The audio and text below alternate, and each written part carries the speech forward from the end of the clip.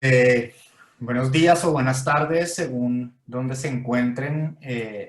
Desde el Instituto Cari Cuervo queremos darles la bienvenida a esta conversación alrededor del libro Los Aleph, Bolaño y la novela global latinoamericana, un libro que afortunadamente gracias a el sello Crítica del Grupo Planeta está disponible por primera vez para los lectores hispanohablantes más o menos desde marzo a abril de este año 2020, porque este libro fue escrito en inglés, fue publicado por Columbia University Press en el año 2015, es decir, que tenemos 5 años de espera y pues es el momento en el que finalmente pues hemos podido empezar a leerlo en español.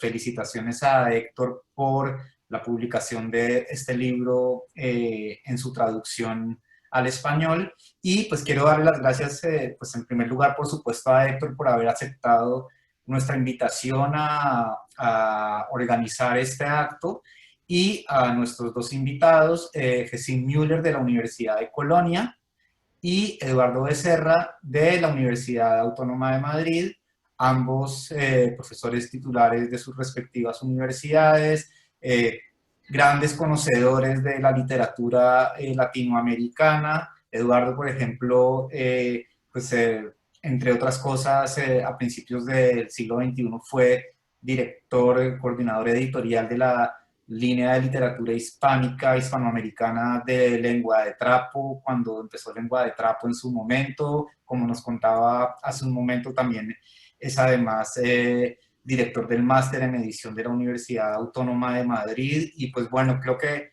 en el mundo hispanohablante es uno de los grandes conocedores, y particularmente en la península ibérica, de lo que está sucediendo pues, en el campo de la literatura latinoamericana. De Gesine Müller, pues vale la pena decir que pues tiene más de 15 años investigando en el campo de la literatura iberoamericana contemporánea, es autora de diversos libros académicos, y algo que a mí me llama mucho la atención de su trabajo es, por un lado, este proyecto Reading Global, Construction of World Literature en Latin America, financiado por el Consejo de Investigación de Europa, y luego también esta serie publicada por la editorial de Greuter de literaturas latinoamericanas en el mundo, que en este momento, según el sitio web de la editorial, cuenta con 5 títulos publicados y unos cuantos en preparación. Entonces, no siendo más, les doy de nuevo las gracias a todos por aceptar esta invitación y también a quienes nos están acompañando en esta conversación.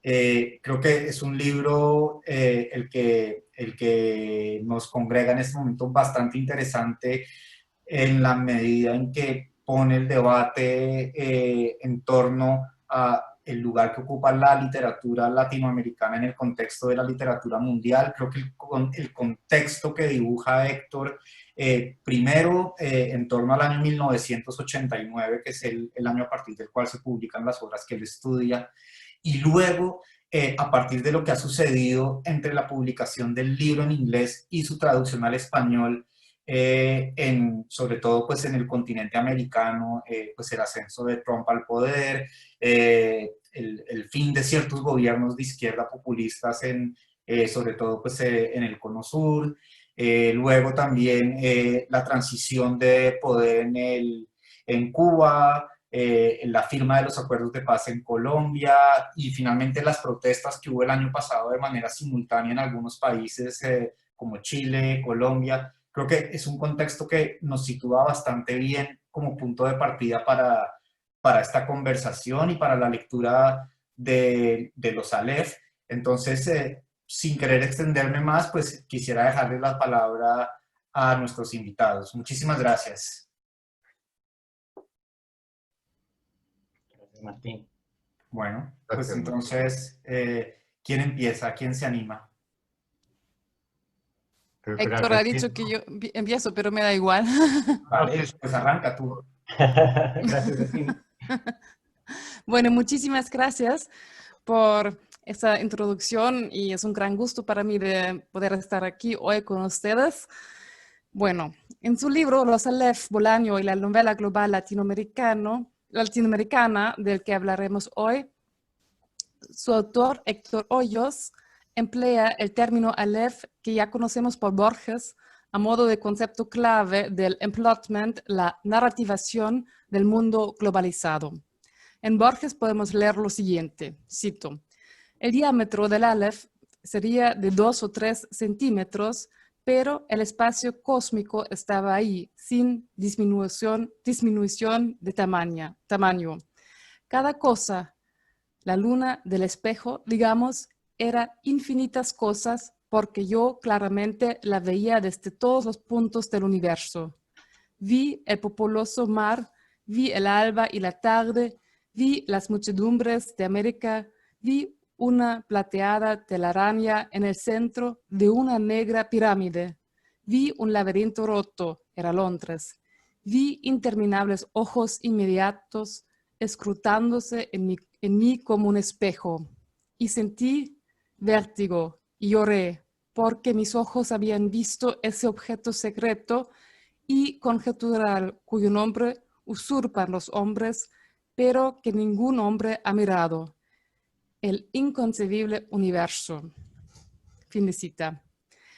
En el caso de este concepto clave del Aleph, según la visión de Héctor Hoyos hacia la novela latinoamericana global después de 1989, no se trata únicamente de un mundo en miniatura, sino también de una infinitud de puntos de vista, de carácter inevitable de la recursividad. Algunas obras actuales de la literatura de América Latina, y esto podemos inferirlo a partir de las reflexiones de Héctor Hoyos, tienen un efecto particular sobre el modo en el que vemos el mundo y la posición de la literatura en el mundo.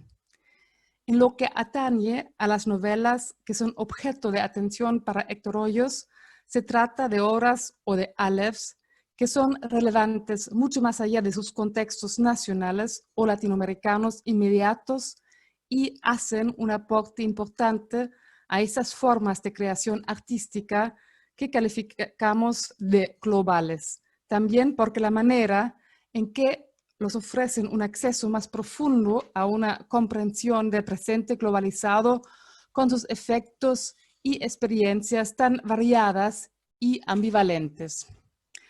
La mirada sexualizada a ciertos fenómenos de la globalización en la obra de Los detectives salvajes de Bolaño o la construcción de un mundo de artistas muy real y fascistoide en la literatura nazi en América, nos ofrecen posibilidades de acceso a una literatura mucho más abarcadora, pero en su totalidad de mucha menor circulación internacional. Héctor Hoyos nos propone en su libro, ya publicado en inglés en el año 2015 bajo el título de Beyond Bolaño, The Global Latin American Novel, una selección o un canon de la literatura latinoamericana global con obras de Chico Buarque, Mario Bellatín, Diamela Eltit, César Aira y Fernando Vallejo.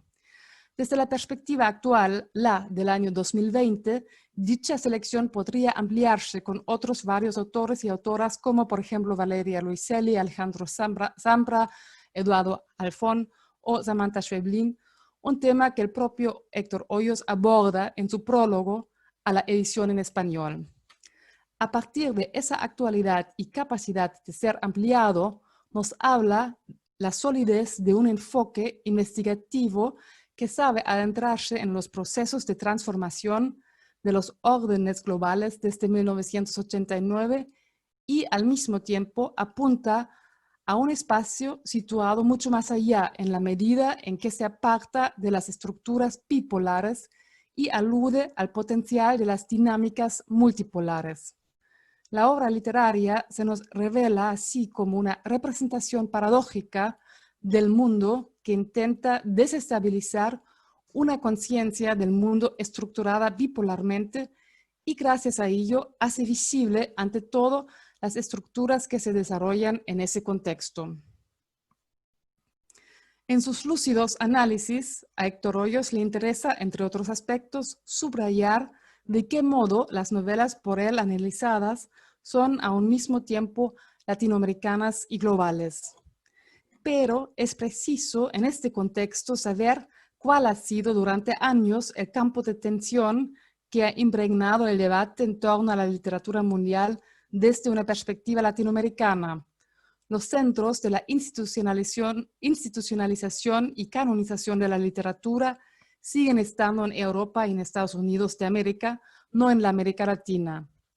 Después del boom de las literaturas latinoamericanas en las décadas de 1960 y 70 y más allá incluso del gran éxito de Bolaño, en Estados Unidos precisamente y tras el cambio del milenio, muchos textos latinoamericanos no circulan a nivel global o lo hacen de un modo bastante restringido, de manera que a menudo se tiene la impresión de que los cánones de la literatura mundial siguen siendo eurocéntricos hasta hoy o que se hallan presas de un gran desequilibrio en favor mayoritario de los autores de habla inglesa, exactamente del mismo modo que la creación de nuevas teorías sobre la literatura mundial sigue teniendo sus centros en esa América estadounidense. Desde mi punto de vista, en el caso de este libro que hoy comentamos, se trata de una de las publicaciones más importantes de todo el debate en torno a la literatura mundial de los últimos 20 años, ya que aborda precisamente esa contradicción y la analiza de manera muy concreta en medio de dos perspectivas, la de los estudios sobre Latinoamérica y la de la rúbrica conocida como literatura mundial. No en última instancia se trata de un debate que se fortalece en los últimos tiempos en torno a conceptos como mundo y que gira en torno a la cuestión de si el término literatura mundial ha ido demasiado de la mano con las dinámicas de la globalización y en qué medida es eso aprovechable. Por lo tanto, cuando preguntamos cómo se generan las nociones de mundo y qué dimensiones prácticas y normativas desempeñan un papel en esta fase actual de variadas y rápidas rupturas de los sistemas de orden global, resulta fundamental sacar a relucir epistemologías y literaturas no occidentales del sur global, un asunto al que han aludido teóricos como Sousa Santos en 2008 y Fengchea en 2016. ¿Qué formas, entre otras, qué formas específicas de estéticas postglobales se generan con ello y cómo influyen esos imaginarios actuales y prospectivos de la globalidad? A esas cuestiones se refiere Héctor Hoyos en su volumen y lo hacen analizando unos libros que tratan el tema del nacionalsocialismo, como ocurre en el primer capítulo, o que trasladan ciertas constelaciones sur-sur, como por ejemplo en el capítulo 2. Más adelante, el autor pone su mirada en novelas que transmiten ciertas experiencias globales, cuando, por ejemplo, ponen en escena al supermercado como un lugar que está al mismo tiempo impregnado por lo global, pero también funciona a nivel local, en su capítulo 3. Otro ejemplo, para solo mencionar de pasada el tema, es el de las narconovelas recogidas en el capítulo 4, en las que los flujos globalizados de mercancías desempeñan también un papel central y se reúnen ahora por primera vez en esa forma, facilitando el acceso a ellos en toda su significación. A partir de los análisis literarios de Héctor Hoyos, en extremo reveladores y brillantes en varios aspectos, se pone de manifiesto que el ejemplo de América Latina nos permite observar de forma concentrada la ambivalencia de una experiencia globalizada del mundo. Las esperanzas de una nueva era de estabilidad y prosperidad, de un desarrollo económico sostenible y de sociedades más justas que, una vez más, no se han visto cumplidas. Lo que ha ocurrido es más bien que numerosos fenómenos de la globalización, muy en particular en el ámbito económico y ecológico, se han agravado considerablemente debido a los fenómenos colaterales negativos de unos procesos de globalización particularmente asimétricos en ese continente, tal como los ha descrito, por ejemplo, García Canclini, cuando no son incluso motivados por causas ancestrales. Los nuevos proyectos de mundo en autores y artistas de América Latina ofrecen un testimonio de unos mundos escindidos y rotos, imposibles ya de ser imaginados como completos o redendosos. Dan fe asimismo de un sentimiento generalizado de pérdida, eso que Mariano Siskind ha llamado the experience of losing the world. Al mismo tiempo, sin embargo, las sociedades latinoamericanas tienen una participación intensa en los fenómenos de interconexión internacionales en un plano social y tecnológico.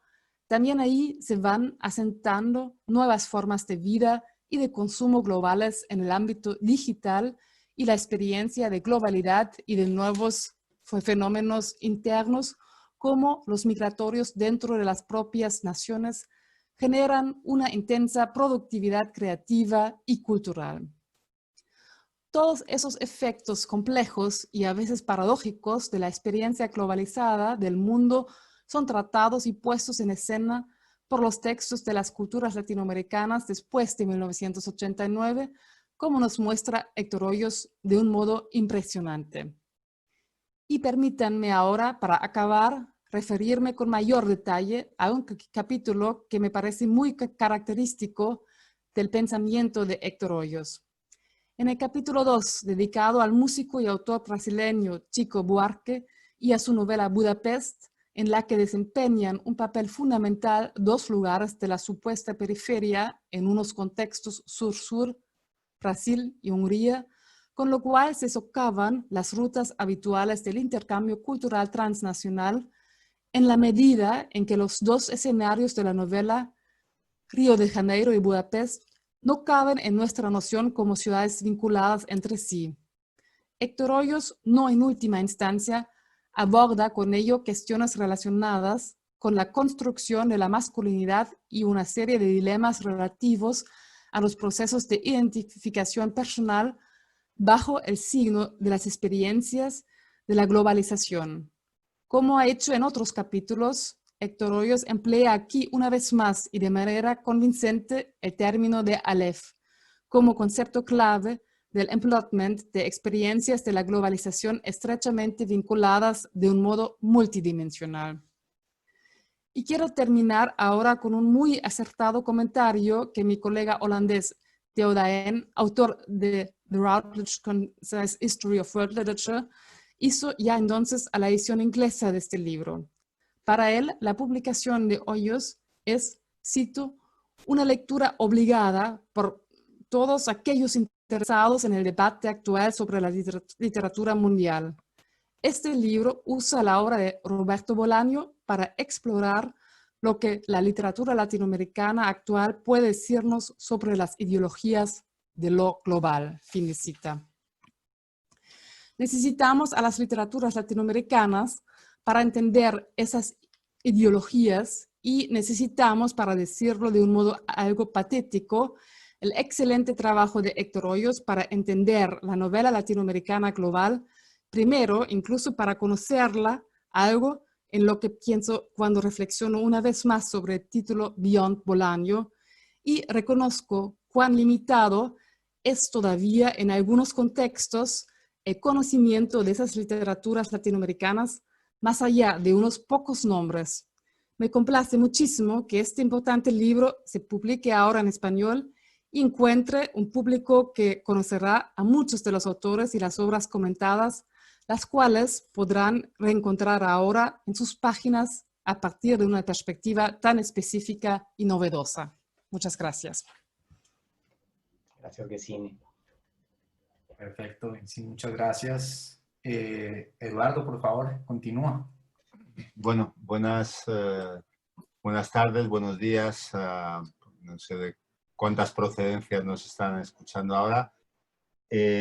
Bueno, yo agradezco al Instituto Cario Cuervo la invitación y también a Héctor Hoyos que me dé la oportunidad de participar y de encontrarme con buenos amigos y amigas. También entre el público veo algún conocido. Bueno, yo quizás no vaya a hacer un análisis, bueno, desde el principio sabía que no iba a ser capaz de hacer un análisis tan lúcido como el de Gesín, de un libro como este, de un tema que me parece que se enmarca en una serie de discusiones en las cuales, bueno, pues tanto Gesín Miller como Héctor Hoyo son voces muchísimo más autorizadas que yo. Bueno, yo he pensado algunas cosas sobre este tema, pero no es un campo en al que me haya dedicado muchísimo, aunque es una problemática que desde luego me interesa mucho. Primero felicitar al autor, porque creo que es un libro magnífico, un libro muy sugerente, un libro, yo diría que también incluso polémico, y eso no deja de tener interés. Felicitar bueno, pues a la editorial Crítica, porque desde luego es una oportunidad, y creo que en efecto, como ha dicho Gesín, su difusión, su traducción al español era absolutamente imprescindible y muy necesaria. Y estoy seguro que bueno, pues va a seguir alimentando debates, ¿no? Bueno, yo en efecto, según iba leyendo el libro, percibía algunos aspectos que me parece que se confirman también un poco en ese capítulo, en el capítulo final del libro, donde hace más explícito Héctor sus planteamientos y también sus pretensiones y algunas de sus conclusiones, ¿no?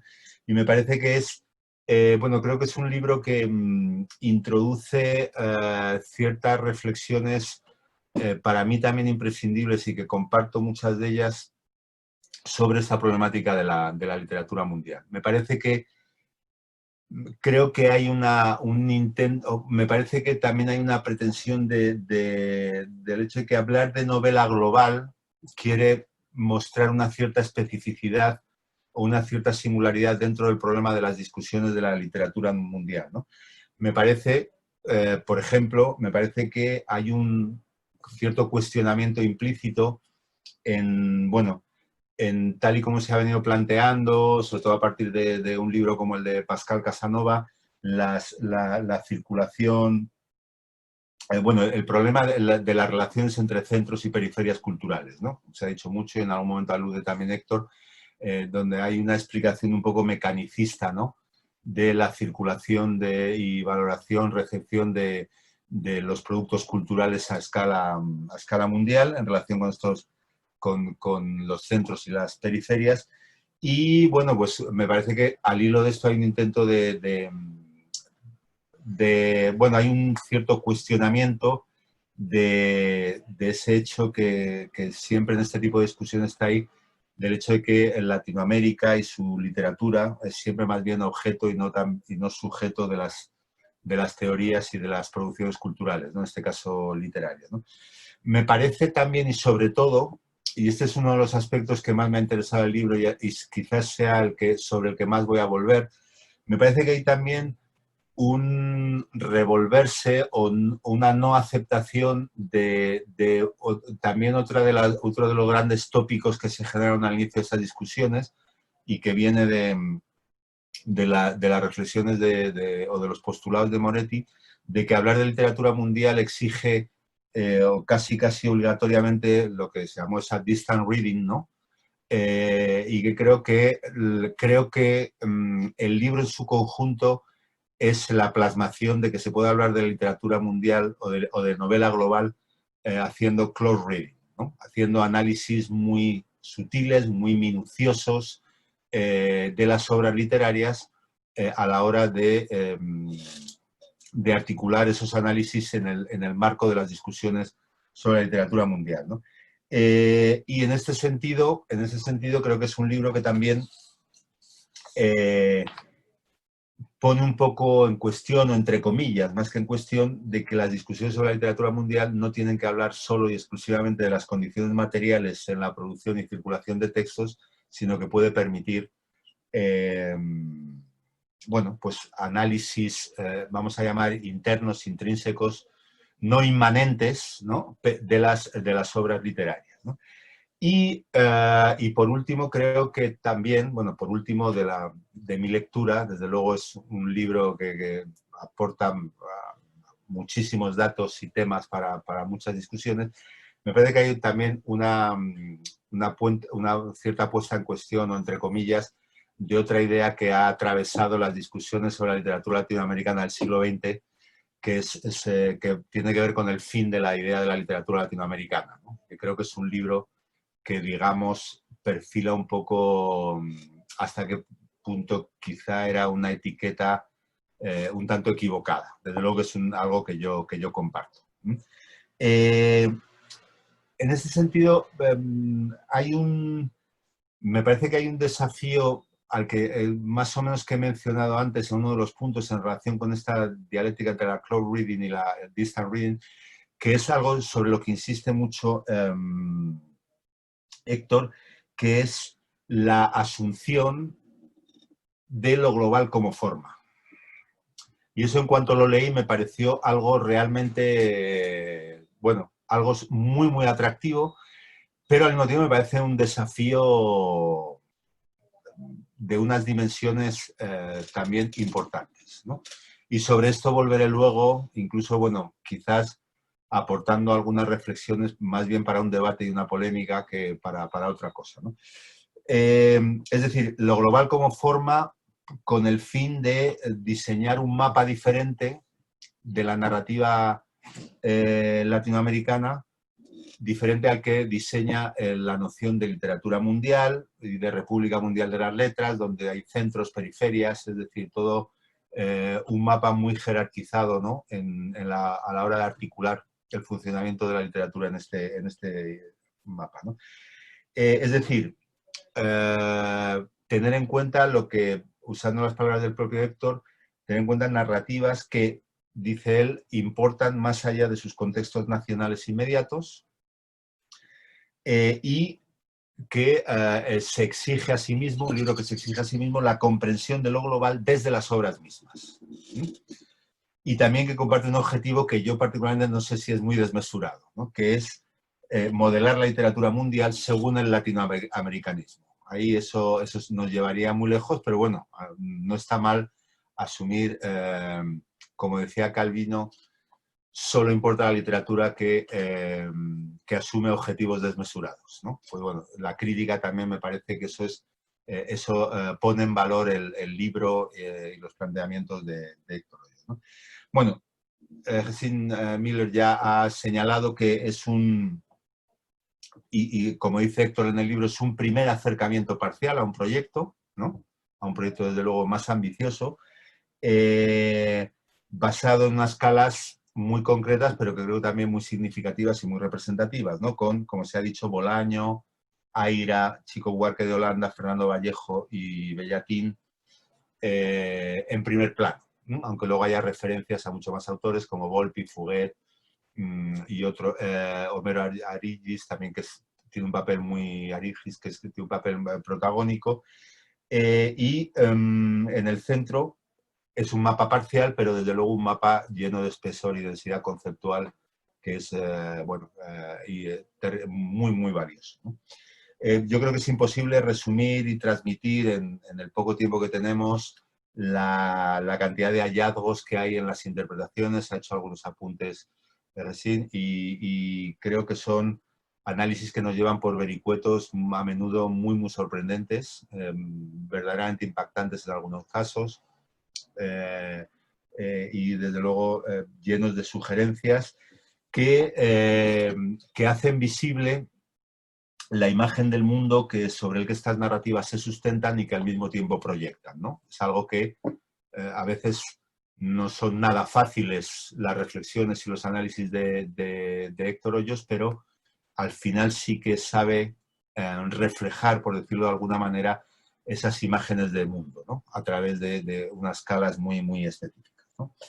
Es un libro que es un puzzle a medio construir, pero creo que es un puzzle a medio construir, explícitamente lo dice el propio autor, pero que es un libro que invita a seguir añadiendo piezas a este puzzle y que me parece también que invita no solo al propio Héctor, yo le invito a que continúe por esta senda, pero me parece que nos invita un poco a todos, ¿no? Que podríamos ser todos los que podríamos añadir algunas piezas que seguramente no encajarán tan bien como las que utilice Héctor Hoyos, pero bueno, eso es algo que se queda ahí, ¿no? Para el futuro.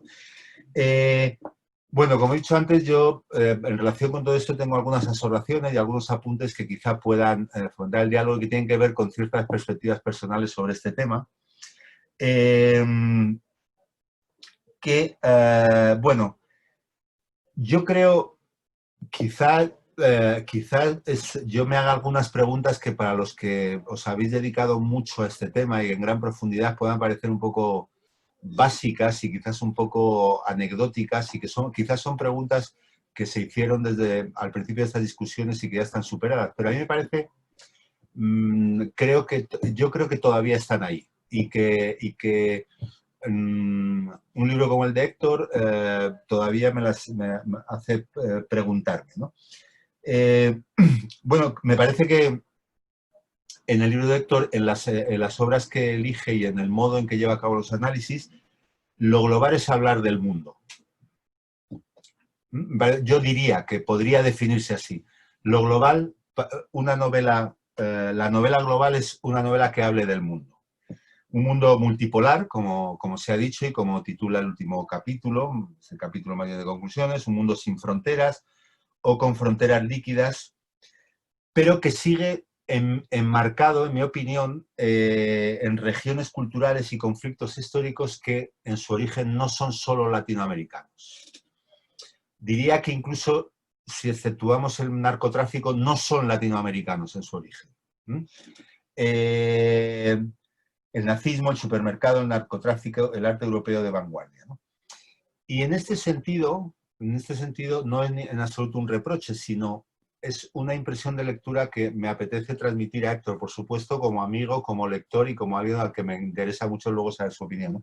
Me parece que es un libro que no logra desprenderse de algo que está siempre en estas discusiones sobre lo global y la literatura mundial, que tiene más que ver, a pesar de su intento muy logrados en muchos aspectos, pero me parece que lo global sigue estando más afincado como tema que como forma, en mi impresión de lectura. Aunque, como dice en la página 247 en las conclusiones, lo que ha tratado de articular, y lo logra, son tanto conceptos como formas de lo mundial. Pero siempre tengo la sensación de que prevalece más lo primero, los conceptos, que las formas. No porque eso sea un análisis equivocado, sino me parece porque en estas discusiones en general tiene mucho más peso, ¿no? En este sentido, hay otro aspecto o sea, la pregunta básica a la que me refería antes para mí sigue ahí. ¿Se puede definir lo global? O sea, ¿se puede definir qué es una novela global? Vamos a hablar de novelas, porque este libro habla de novelas. O realmente el problema es de cuándo una novela es global. Es decir, ¿son sus características intrínsecas, internas, o son determinadas condiciones de su circulación, recepción, valoración, etcétera, lo que las convierte en globales? Sé que es una pregunta muy básica, a lo mejor para vosotros ya diciendo, bueno, perdona Eduardo, eso ya está muy superado. Pero a mí me parece que es una pregunta que sigue estando ahí. Y me explico. Por ejemplo, yo escribí un articulito, ya no he vuelto sobre ello, pero un articulito que en el momento me interesó, sobre una cosa que me parece esencial distinguir en esta discusión sobre la literatura mundial o sobre la novela global, es decir, sobre los temas y los conceptos que merodean alrededor de esta problemática, ¿no? Yo creo que habría que distinguir y deslindar conceptos o ideas como, digo, para la propia tradición latinoamericana, porque sería muy útil para luego fijar bien los análisis. Conceptos como cosmopolitismo, universalidad, internacionalismo o internacional. Podemos hablar de sustantivos o de adjetivos, Podemos llamar cosmopolita, universal, internacional y global, o cosmopolitismo, universalidad, internacionalismo y globalización, ¿no? Es decir, yo creo que es imprescindible enmarcarlos en sus respectivas conceptualizaciones históricas dentro de la tradición latinoamericana. Hay un interés por el mundo en un cosmopolita del modernismo, en un escritor con ansias universalizadoras como Carpentier y Borges, por poner algunos ejemplos, Octavio Paz, o en el fenómeno de la internacionalización de la literatura latinoamericana, de la narrativa del boom, por ejemplo, que atiende a otros aspectos, y desde luego hay, digamos, aspectos diferentes en el marco de la globalización que, como bien señala Héctor Hoyos a menudo en su libro, puede situar un umbral de paso hacia esta etapa en 1989, ¿no? Pero si no deslindamos bien esas categorías, ciertos análisis, ciertos planteamientos, a mí particularmente se me quedan un poco confusos, ¿no?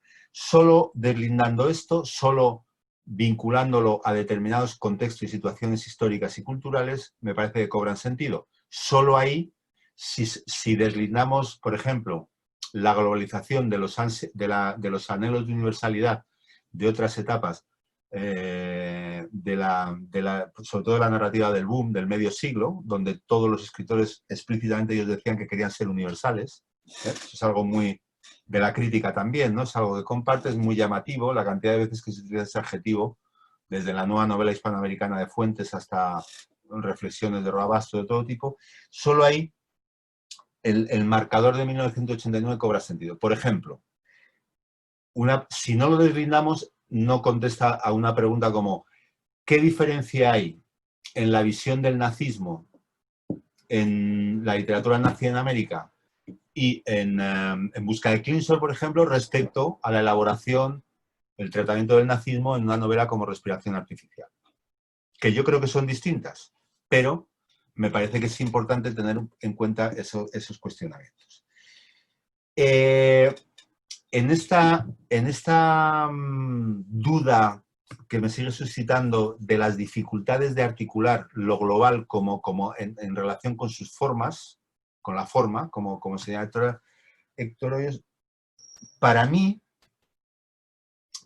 a pesar de que por supuesto que me parecen mejores novelas las que voy a citar en segundo lugar, pero para mí es más, en su forma, es más global En Busca de Klingsor que la literatura nazi en América. Por una razón que el propio Héctor Hoyos señala, porque es, como dice él, un ejemplo de literatura amena, y ahora añado yo en un formato muy estandarizado, con su intriga correspondiente, muy típica de ciertos modelos del bestseller internacional, y que se inscribe su intriga detectivesca en marcos de gran significación cultural, ¿no? Como en el caso de Volpic, la Segunda Guerra Mundial y las investigaciones sobre la energía nuclear y su utilización bélica. También en mis apuntes había puesto más naturalmente, entre comillas, global, aunque sea casi un oxímono, ¿no? Me parece más naturalmente global una novela como Rosario Tijeras que La Virgen de los Sicarios. No me parece mejor, me parece más global. ¿Por qué? Porque me parece una novela que trata el narcotráfico dentro de los códigos estandarizados del melodrama, que son unos códigos absolutamente generalizados, global, mundialmente, como queramos llamarlo, ¿no? Y también, en muchos aspectos, la narrativa de Fouguet que la de Duhamel Altit, que, por cierto, Héctor, estoy esperando el próximo capítulo del libro porque me parece que quizás esta narrativa tan de los 90 que se nutre de la cultura de masas es también un capítulo que quizás la narrativa latinoamericana sería un buen ejemplo de la novela global, quiero decir, ¿no? Pero bueno, no digo que lo hayas tenido que incluir en el libro. Entonces, estas son cuestiones que también que me parecen que siguen estando ahí, ¿no? O si son más globales las novelas, las ficciones de Aira y Bellatín, por el hecho de girar en torno a dos iconos del arte mundial de vanguardia como Duchamp y Beuys, o son más globales que una novela que a mí me gustó mucho, como El nervio óptico de María Gainza, que en muchos de sus episodios habla de pintores argentinos muy locales, ya no diría nacionales, casi muy locales, ¿no? Entonces no tengo respuesta, pero sí tengo muchas dudas con esto, ¿no? Y esto, ya digo, es un poco para plantear posibles discusiones, ¿no? Y una última, no sé, en este sentido me parece que lo global, quizás más en estas novelas, como las de Jorge Franco o Volpi, ¿no? Funciona también como deseo, ¿no? Y esto haré una última reflexión ahora, ¿no? O sea, me ha gustado mucho la idea del Aleph del título. Me parece muy, muy sugerente, pero también me suscita algunas dudas, ¿no? Por una razón, pero eso también es una opinión muy, muy subjetiva, ¿no? Me parece que lo global es un concepto lleno de historicidad, ¿no? Muy anclado en unos tiempos que todavía los estamos viviendo ahora mismo, ¿no? Mientras que me parece, o sea, lo global, mientras que el Aleph, yo creo, además nos lo ha recordado la cita de Gesine, ¿no? El Aleph es, más que a lo global, hace referencia a lo total, ¿no? O sea, es un concepto más allá de toda contingencia histórica, ¿no? Entonces, en este sentido, me gusta mucho, pero también me parece un poco polémico y que está muy bien, ¿eh? Me parece también un acierto llamarlo así, pero me parece también que esto hay que tenerlo en cuenta, ¿no? Y en esos parámetros, o sea, en este sentido, en estos parámetros de época, hay también una cuestión en relación con algo que he dicho antes, ¿no? En esa definición que he propuesto de lo global. Esa definición de lo global como hablar del mundo, ¿no? En este sentido, en este sentido de estos parámetros de época que responde la globalización, me parece, y esto incluso en algún encuentro que hemos compartido Héctor y yo, creo que recordar en Yale, me parece, bueno, también estuvimos hablando un poco de esto, ¿no? Que al mismo tiempo, o sea, está muy anclado históricamente y ciertas propuestas de novela global estaban muy alineadas con problemáticas de los 90, ¿m? Y que con ciertas... y que en esto tiene mucho que ver esta idea del fin de la literatura latinoamericana para convertirse en una literatura internacional, que tenían que ver más con una época de cierta euforia poshistórica de los 90, donde la situación histórica económica era mucho mejor y que, como ha dicho Gesine, que hay un derrumbe absoluto a principios del siglo XXI que precisamente ha generado un giro muy significativo de la narrativa latinoamericana hacia imaginarios muy locales, ¿no? Como señala, bueno, esto no es para hacer la pelota a Jorge Locane, que nos está oyendo, como señala él en su libro, y como él sabe muy bien porque estuvo en el tribunal, yo ya, he dirigido una tesis sobre ello que se leyó hace poco porque es muy significativo, ¿no? Me parece que la mejor narrativa que está haciendo ahora tiene que ver mucho con este giro sobre lo local, ¿no? Bueno, es... aspectos para el debate, pero de verdad muchísimas gracias por haberme dado la oportunidad de releer este libro ahora en castellano. Esto me ha gustado mucho y felicidades otra vez y mi más cordial enhorabuena. Muchas gracias, Eduardo. Sí, en el contexto del salón que tenemos todos internalizado, del aula que tenemos internalizada, hay aplausos y paso a tu lado y te doy la mano. Y lo mismo hubiera hecho, por supuesto, con Gesine, mientras que intercambiamos lugar en el podio. Quiero contestar a estas maravillosas intervenciones que provienen de la generosidad del fin en sí mismo, que es el debate académico, ¿no? O sea, aquí no hubo la motivación que a veces tenemos de ir a conocer otra ciudad o de tomarnos un café y tomarnos una copa de vino, que está muy bien, pero que a veces también como que nos aleja de esto que efectivamente es un fin en sí mismo. Contesto entonces a Gesine primero, a Eduardo después, y añado algunas cositas para el ayornamiento, como se dice en Argentina, ¿no? Con un término italiano, del libro. Gesine, en sus muy generosas observaciones sobre el libro, también señala algunos temas que el libro no llega a abordar, ¿no? Con sutileza, pero también con crítica y con rigor, al igual que Eduardo. Y yo creo que serían las epistemologías no occidentales del sur global, que aparecen mencionadas lúcidamente en la intervención de Gesine y que los Aleph no aborda, ¿sí? Realmente. Quizás hace algún guiño, pero no hace un esfuerzo por pensar desde esas otras epistemologías. Y ahí creo que conviene también reconocer el límite del libro, ¿no? Creo que este libro también en su pensamiento, o sea, viéndolo retrospectivamente, ¿no? Habiendo sido publicado en 2015, traducido en 2020, este libro es bastante occidental, ¿sí? Remitiría a mis colegas y a quienes nos escuchan, también colegas, muchos de ellos, al libro que acabo de publicar en 2019 en inglés.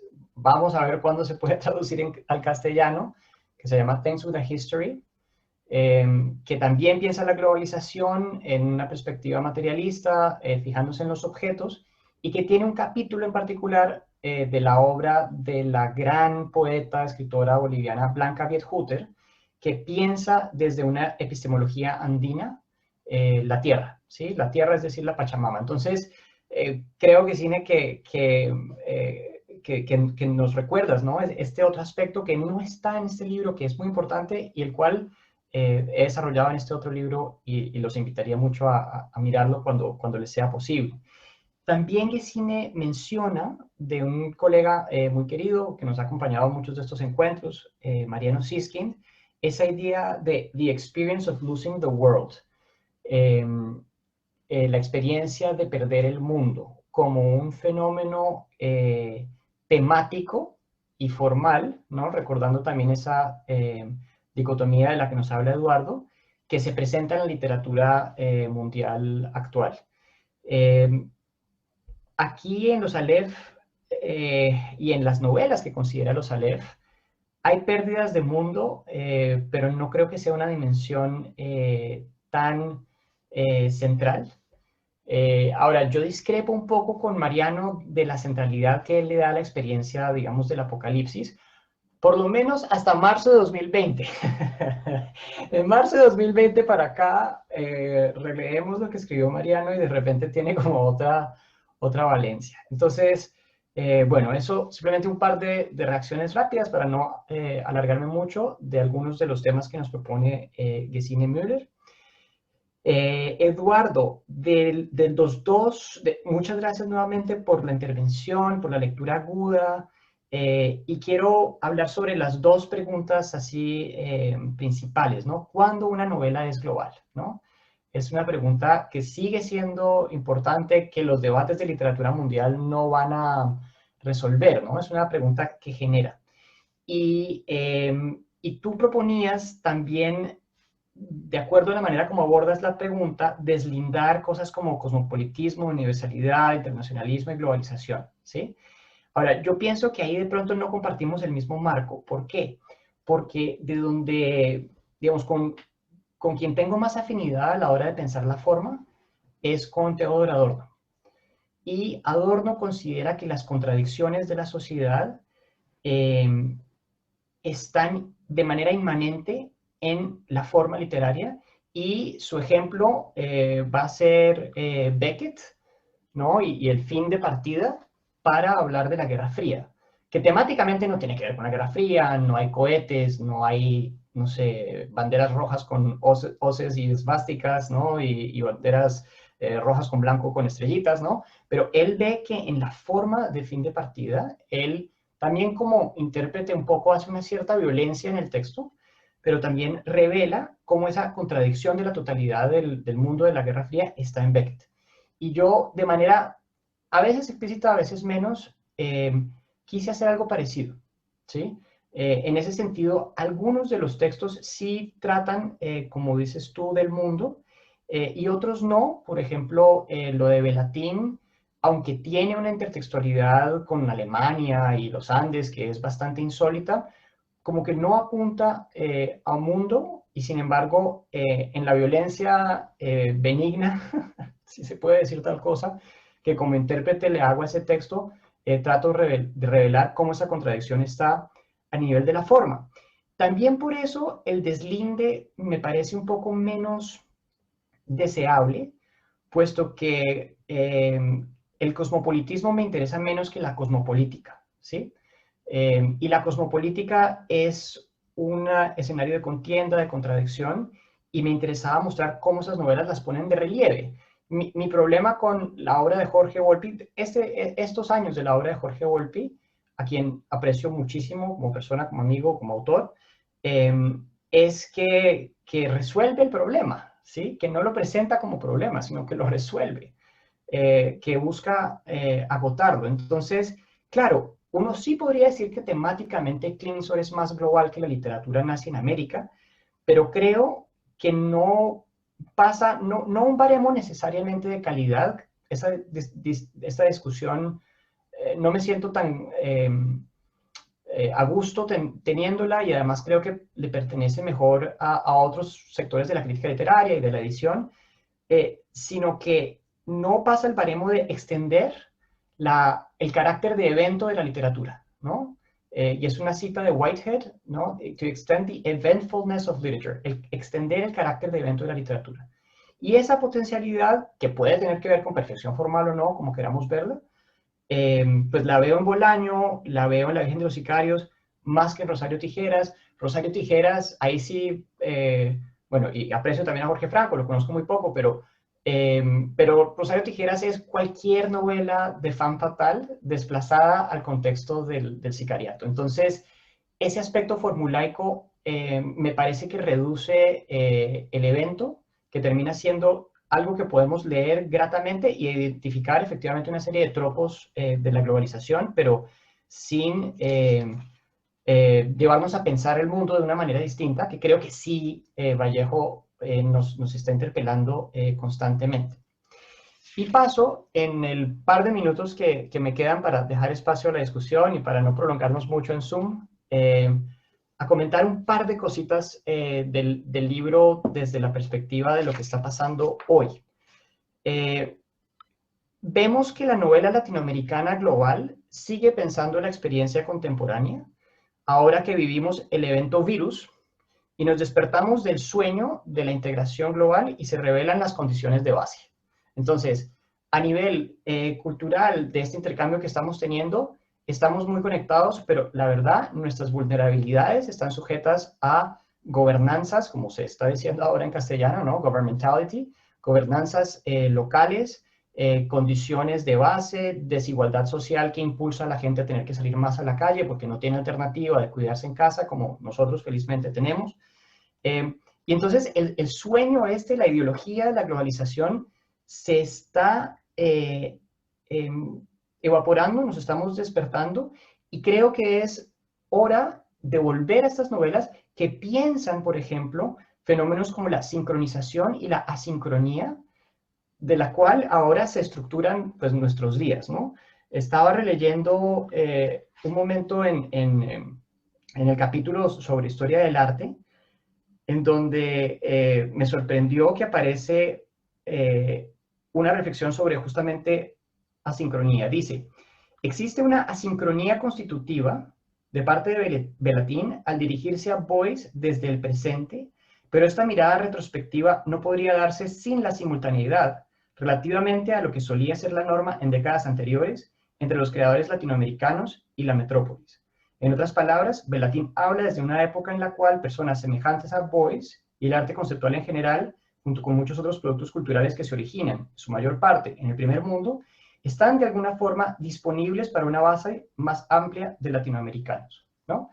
Entonces, estamos en otro momento de este juego de sincronización y asincronía, de atraso relativo o estar en la vanguardia, y esas novelas que capturan en su forma las contradicciones nos permiten pensarlo, ¿no? Hacen las veces de prisma, en un momento en donde del Aleph que citaba Gesine Müller del sobrecogimiento, pasamos a un Aleph de la ansiedad, en donde el hecho de estar en el multum in parvo y que podamos tener esta conversación y en un rato estar revisando una tesina y mañana por la mañana dando una clase, quién sabemos en dónde, a la cual le estamos sacando el mejor provecho y es enriquecedora, también nos está afectando y está afectando, digamos, la capacidad de mantener la atención en algo que es aquello de lo cual puede emerger un evento literario. Es decir, sin atención de lectura, sin atención de comunicación, la literatura se reduce a información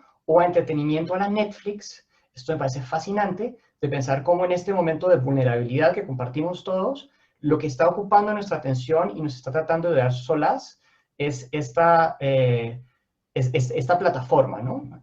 Fundada, entre otras cosas, aquí cerca en Los Gatos, California, mientras que intercambiamos esto por una plataforma que se llama Zoom, con capital chino, y en fin, es una historia complicada, pero las condiciones materiales, es quizá lo que quiero apuntar, se empiezan a revelar de otra manera en nuestra atención a el objeto literario. Y termino, porque de nuevo no quiero explayarme, y lo que ustedes han dicho ha sido tan sugerente que la tentación es grande hacerlo, mencionando el libro de Samantha Schweblin, Kentuckys, que de manera casi programática busca hacer una Aleph, ¿no?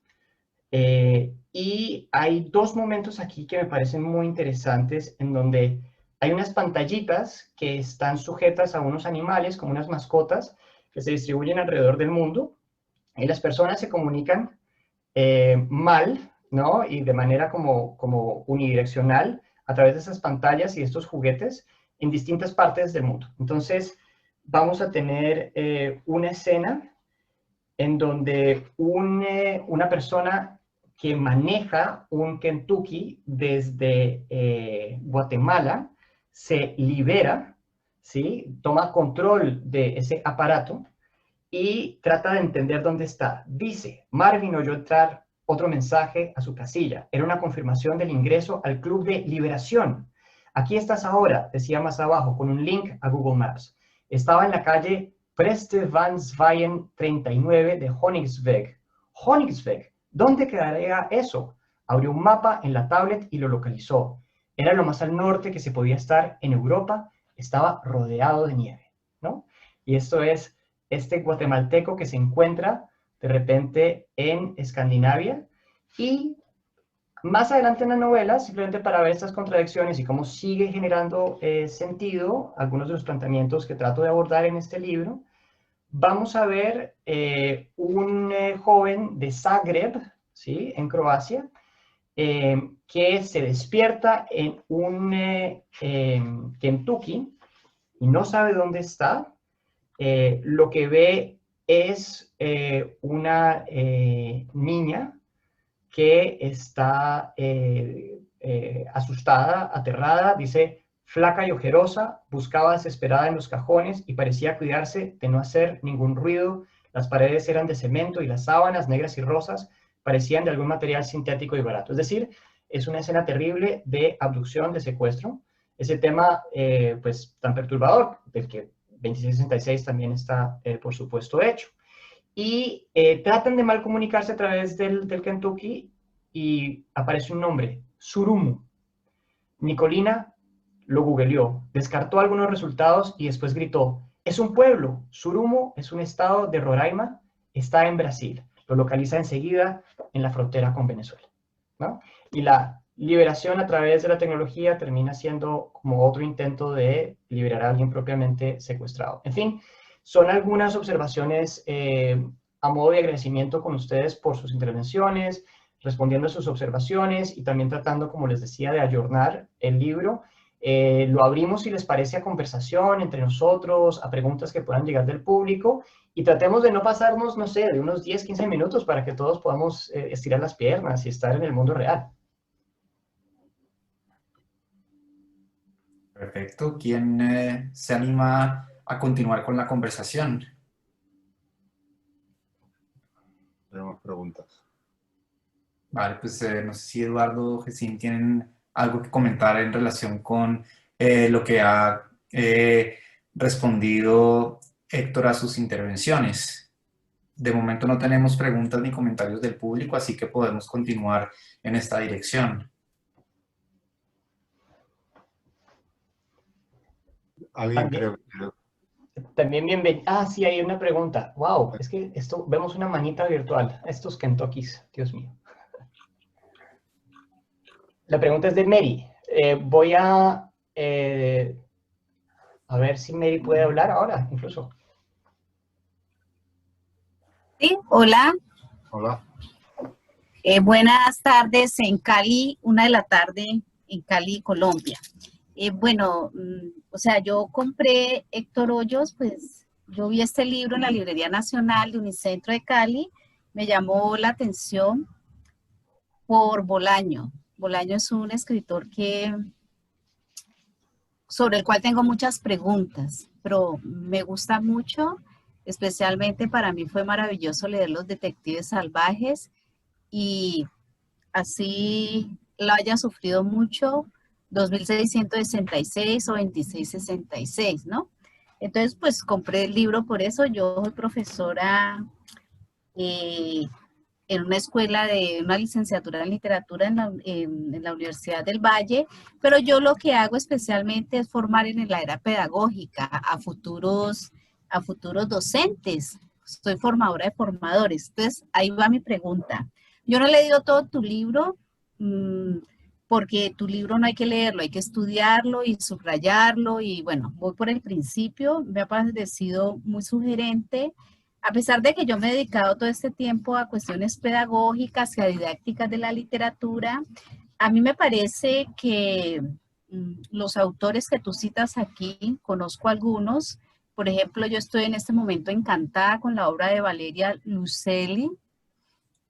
Creo que tiene pues un gran potencial su obra, es una propuesta muy sugerente, pero mi pregunta va en ese sentido. O sea, a mí lo que me interesa es los lectores y las lectoras.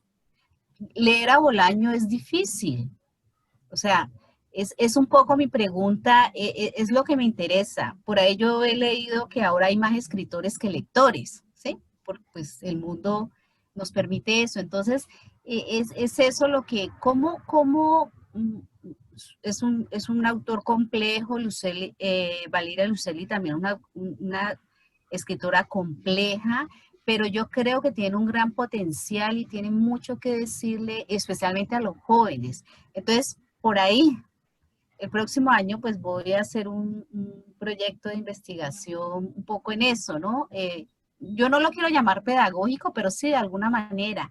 Entonces, para mí ha sido muy fuerte, lo tengo aquí, aquí estoy leyendo tu texto. La novela no solo reacciona a visiones conflictivas de lo global, articula las suyas propias. Yo siempre lo he creído, ¿no? Porque cuando yo estudié literatura, no me va a alargar mucho, nos enseñaban unos modelos metodológicos de la crítica y ¡pum!, se los colocábamos encima a las obras. Hasta que poco a poco uno por mucho, pues va leyendo. Yo soy ante todo una lectora de novelas. Va leyendo y uno se da cuenta que las obras mismas tienen de alguna forma sus propias propuestas interpretativas. Entonces mi pregunta es esa, ¿cómo sacar esas propuestas interpretativas y yo, sí, proponer cómo leerlos? A todos estos autores que tú, esa sería la pregunta. Gracias. Gracias, Mary, por la intervención y por la pregunta, el comentario. Comentabas que te interesaste en el libro por Bolaño y eso te llevó a otros autores. Y eso es porque un poquito la estrategia, la táctica que resultó al escribir este libro fue usar a Bolaño como gancho. Y eso lo hice como muy explícito y muy programáticamente porque como la estructura de la literatura mundial está hecha para que Bolaño, en lugar de ser un gancho, sea un estandarte, ¿sí? Para que sea aquello que representa todo un momento de la literatura latinoamericana, que representa a Cali, a Bucaramanga, aunque no tenga nada que ver, ¿no? Y que se consuma así. Me parecía interesante cambiar un poco esa dinámica y circular este libro así. Te puedo contar también anecdóticamente que cuando trabajé con los editores en Columbia Press, pues estaba la pregunta de por qué no hacer el libro sobre Bolaño. Es decir, tengo 2 capítulos y un poco más que tienen que ver con Bolaño. Tendría bastante por decir. Tenía otros artículos y en el segundo libro también vuelvo a escribir sobre Bolaño. Entonces, editorialmente, casi que tendría más sentido hacer el libro solo sobre Bolaño, pero me parecía que eso era contribuir a un problema, que es ese problema de singularizar demasiado a escritores que pertenecen a otros contextos. Sobre la pregunta pedagógica, me dices, Mary, muy generosamente que mi libro no hay que leerlo, sino que hay que estudiarlo. traté de hacerlo lo más legible posible y al mismo tiempo creo que la dificultad, la complejidad que tienen estas obras termina generando también una dificultad y una complejidad en el trabajo de la crítica. Leer es difícil a veces, es difícil para todos nosotros los que leemos y también es grato. Hay cosas que son difíciles y gratas, ¿no? Leer Alessama Lima yo creo que no se facilita con muchas relecturas que uno puede hacer. Tenemos algunos colegas, Eduardo, Gustavo Guerrero a lo mejor sí lo puede leer con facilidad, no sé, pero bueno, es una dificultad placentera. Entonces, esas son algunas reacciones y nuevamente gracias. Veo que tenemos otra pregunta, me parece. Es correcto, desde Portugal. Desde Portugal, wow. Nos preguntan, quisiera preguntar acerca de la novela Sumar de Diamela Eltit. ¿Qué te parece cómo está manejada la simultaneidad de tiempos y de espacios en la novela? ¿En qué novela, perdona? Sumar de Diamela Eltit. Uy, me corchaste.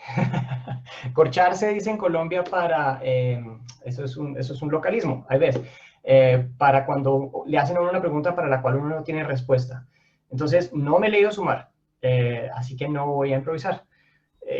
Hay otra obra de Diamela Eltit que conozco, pues, muchas otras de sus obras y claro, ella piensa mucho en la forma, enseña literatura comparada y también escritura creativa, y es lo que en inglés se denomina a veces a writer's writer, ¿sí?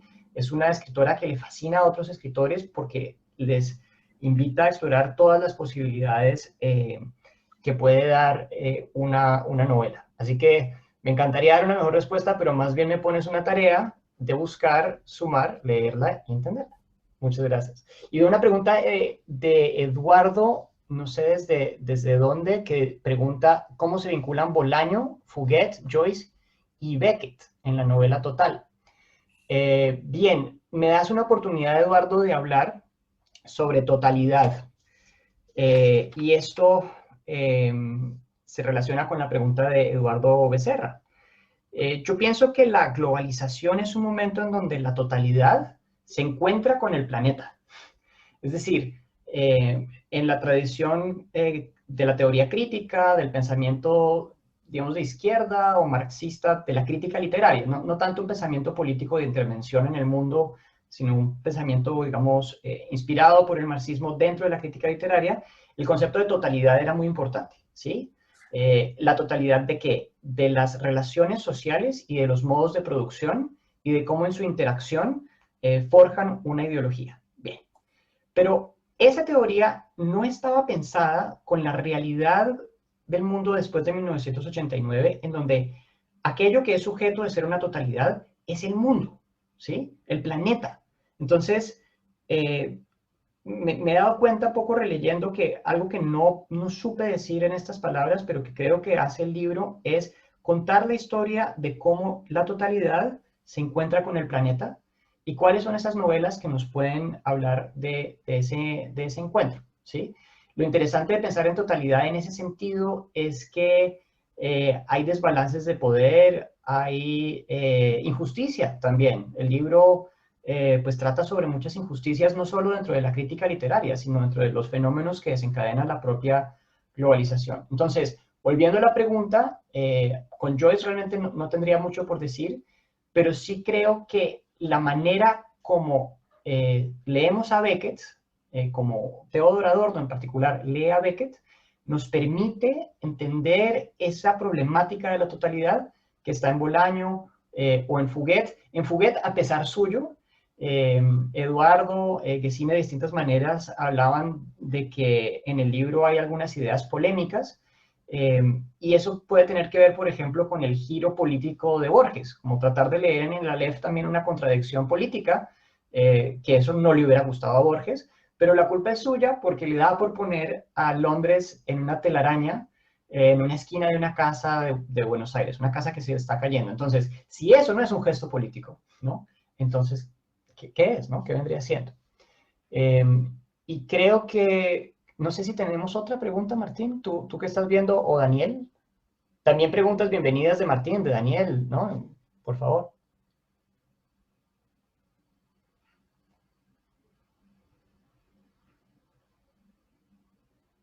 A Jorge Locane, y voy a poner el audio que creo que sé cómo hacer, Jorge. Hola, ¿me escuchan? Sí, fuerte y claro. Hola a Jorge. todos, hola a todos. Hola Gesine, hola Martín, hola Eduardo, hola Héctor. Acá estuvimos escuchando muy atentamente con mi hija, con Ariana. Gracias por haber creado este espacio.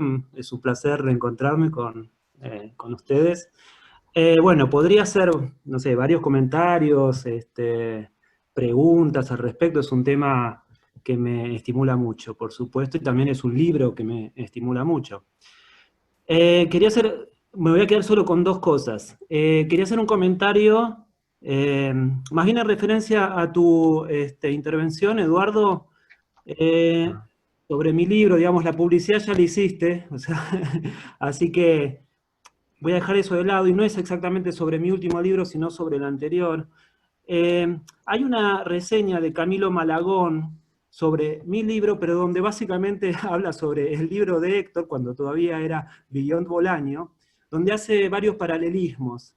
Entonces, o sea, yo creo que hay zonas en común, ¿no? Entre estos trabajos, entre estas propuestas, y nada, es algo que a mí, no sé, me gusta explorar, digamos, pensar por lo menos, ¿no?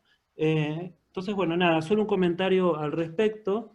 Y lo otro sí es una pregunta para Héctor.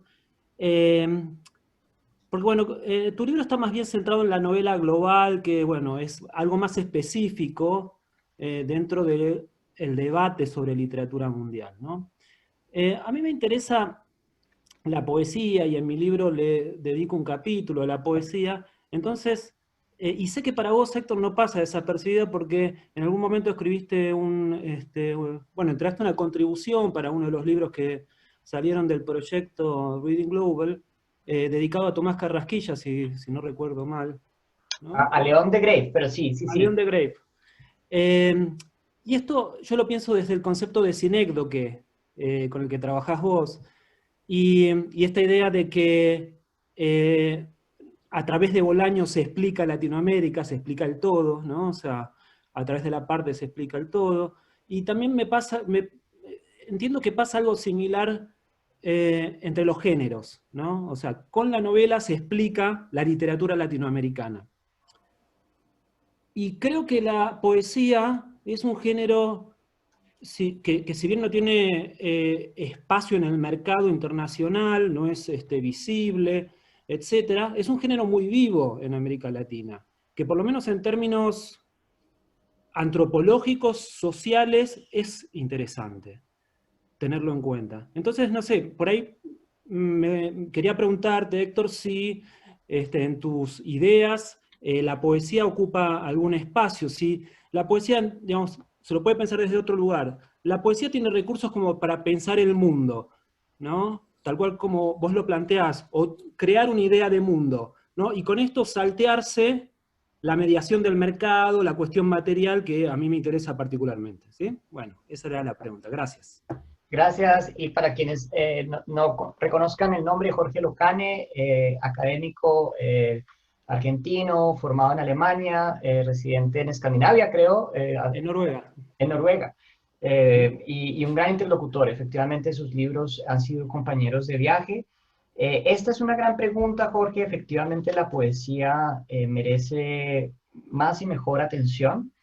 Y hay un problema sinecdótico en el que la novela termina comiéndoselo todo, como que ya lo sabíamos desde siempre, ¿no? Desde Bakhtin, que la novela era el género caníbal, pero es desafortunado que se coma también a la poesía.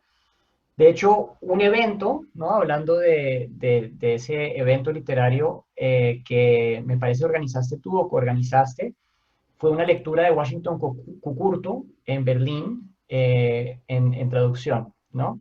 Con traducción simultánea también pues de otro gran interlocutor y poeta y traductor a su vez. Y eso, ¿cómo se cuenta, no? ¿Cómo se cuenta la historia de esa lectura de poesía? 15 personas, hace frío afuera, una librería especializada en libros en español, hay un poco de vino, se venden algunos ejemplares de libros, pero pues nadie se enriquece. Eh, Ahí habría que contar algo más.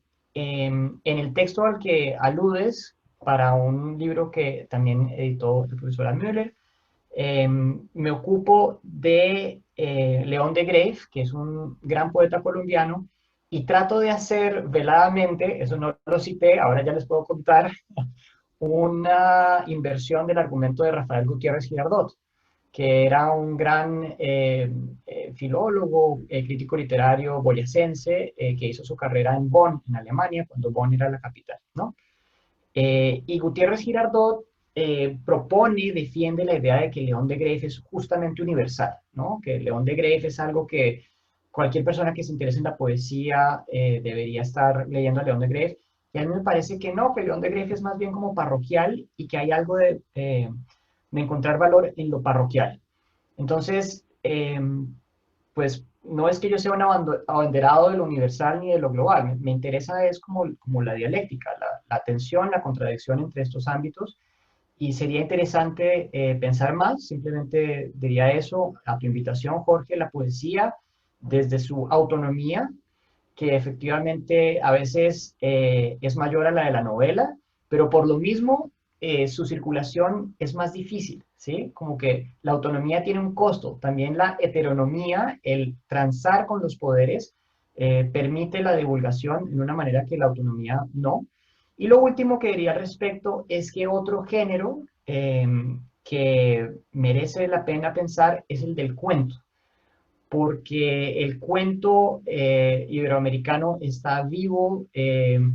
Eduardo lo sabe por editar en Lengua de Trapo, no es que sea, digamos, fácil ni que venda mucho, pero es una tradición y es riquísimo, ¿sí? Cuando a mí me pasa una opinión, no sé, leo casi todas las semanas los cuentos del New Yorker y digo, pero yo he leído muchos cuentos de escritores jóvenes, clásicos latinoamericanos, infinitamente mejores que los cuentos que salen en el New Yorker cada semana, que se demoran, que no construyen personajes, que no tienen suspenso, que no hacen mucho con el lenguaje, ¿no?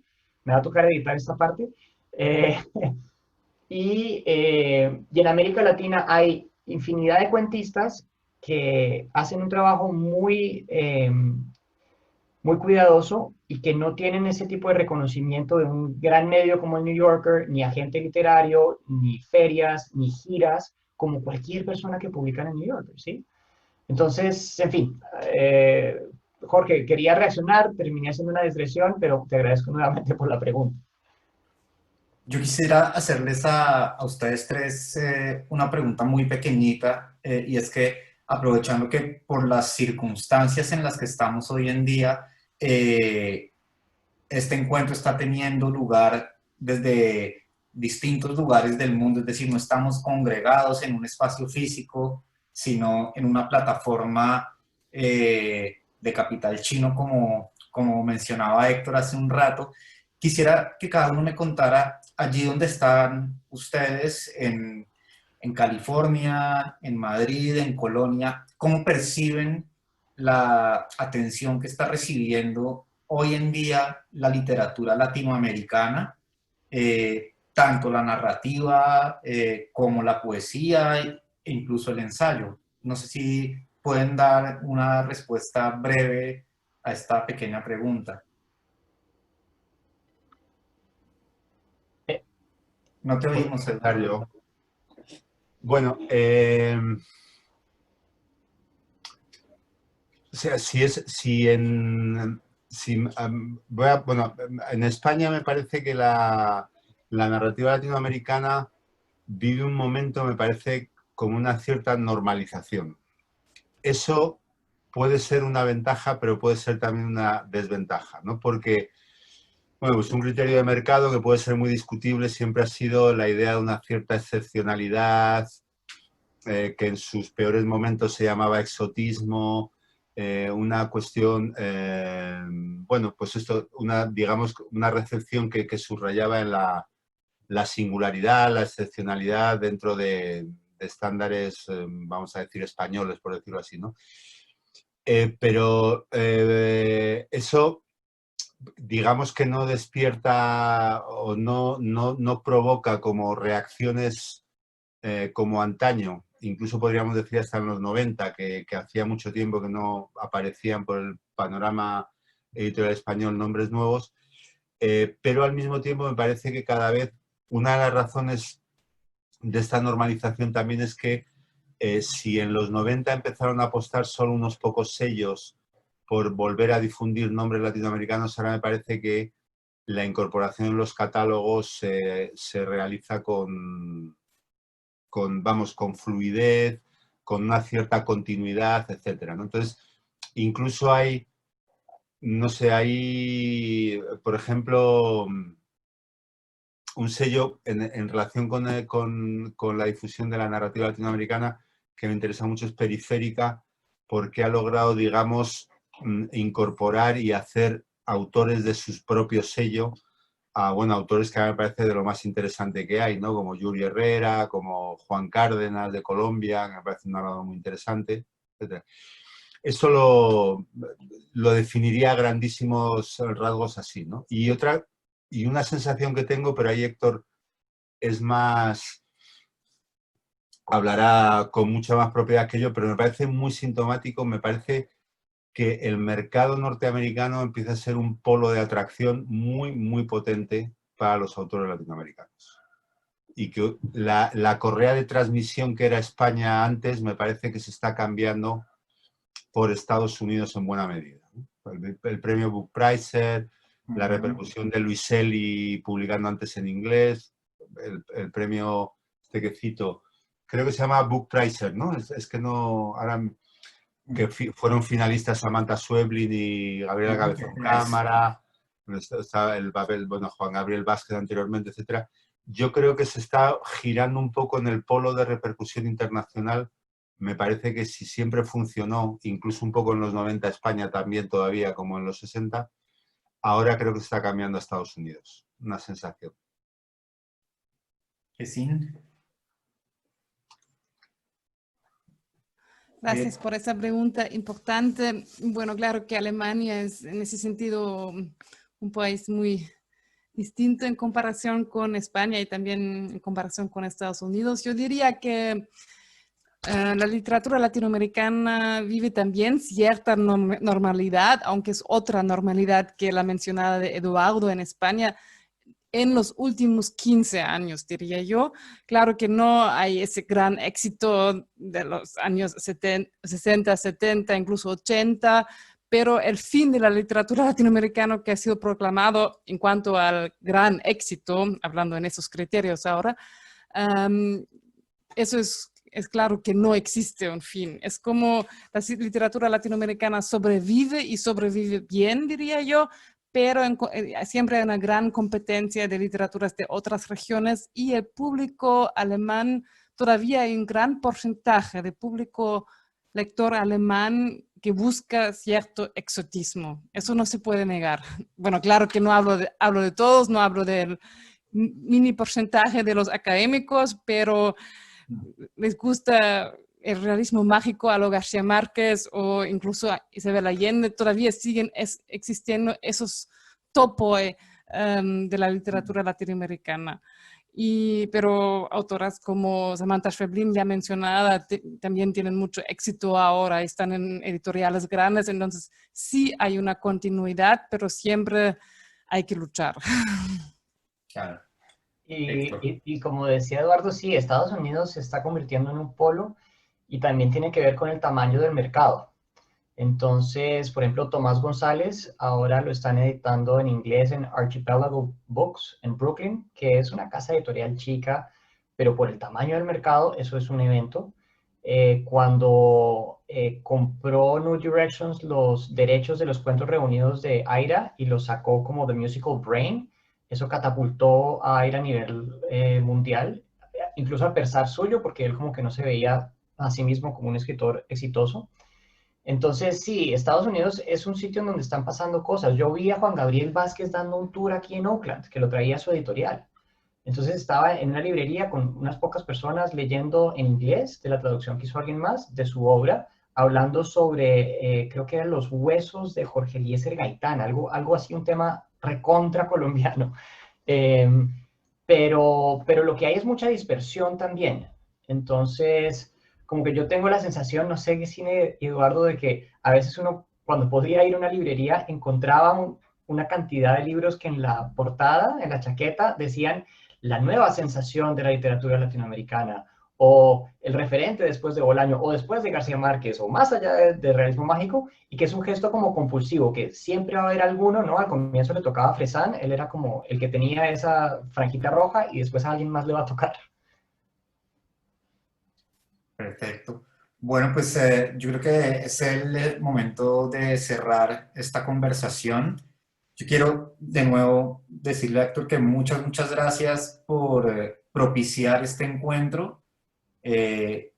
Trabajó mucho para que esto fuera posible y pues creo que el resultado ha sido bastante satisfactorio. Hemos podido presenciar un intercambio valioso de puntos de vista. Espero que el libro más reciente de Héctor sea traducido pronto.